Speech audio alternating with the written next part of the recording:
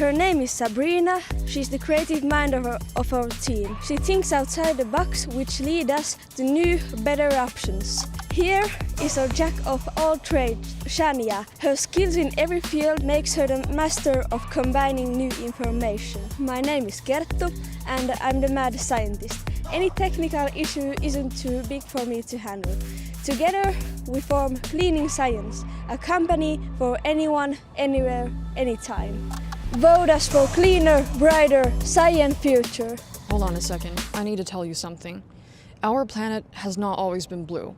If it wasn't for cyanobacteria, or sinilevän, a type of blue-green alga that first produced oxygen, our planet would not have been our planet. There wouldn't have been water, there wouldn't have been land, let alone us or anything that we've so much taken granted for. Yet, we humans seem to have failed to realize this as we continue to destroy, pollute, and overconsume our planet.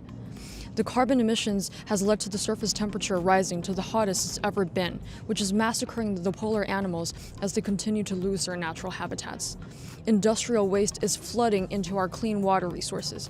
We're losing our source of life. We need to stop this at once and save our planet. But what and who is there to save us? Once again, we come back to the thing that created our life for us. Cyanobacteria.